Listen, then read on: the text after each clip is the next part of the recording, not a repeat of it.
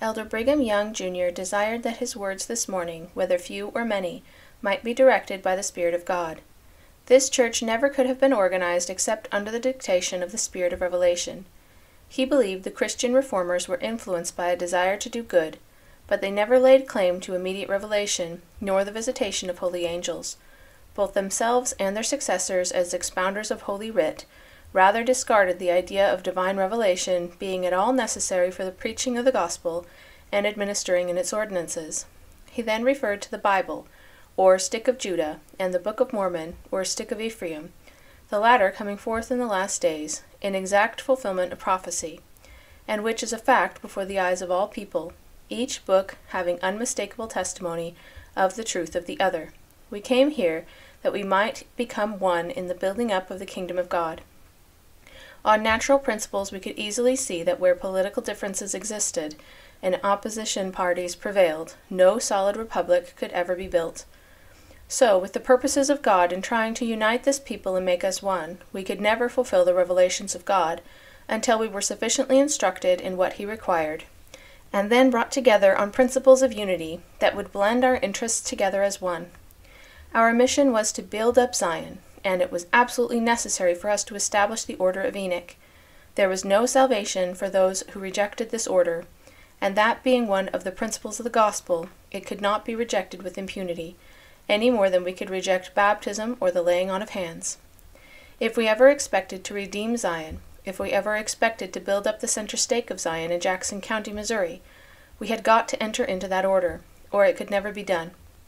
By observing all the revelations of God, there was safety, peace, and property. By neglecting them, we should have division and trouble. Many who started in this order a year ago have failed. What of that? Many private enterprises have also failed, and on examination of the books it was plain to be seen the cause of all the failures throughout the territory.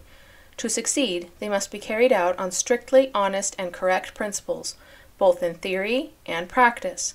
And if failure marked the first effort, we should try again, and keep on trying, until we could succeed in building up Zion to our God. We had sought our own wealth, our own aggrandizement, and self had been paramount in the race. Hence failure was stamped upon our efforts, and always would be, until we commenced with our eyes single to the glory of God, and had no other motive than the building up of Zion. This order superseded the law of tithing.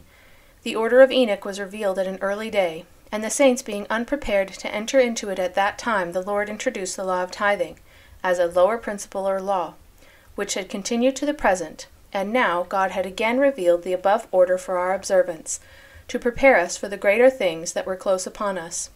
He then spoke of the prophecies concerning the sending forth of the servants of God to preach to the 10 tribes, before whose presence the mountains of ice would fall down.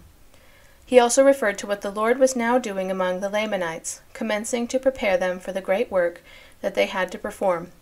We should receive the united order, sleep upon it, think about it, and be frankly admitted, and it was one thing to speak upon it in general terms, and was quite another thing to put it in practice. Many difficulties presented themselves, the very first effort that was made, as most of those who had given in their names to enter it were the poor, blind, and lame. But the able-bodied and the wealthy stood aloof, waiting to see the results in regard to those who were willing to enter into it.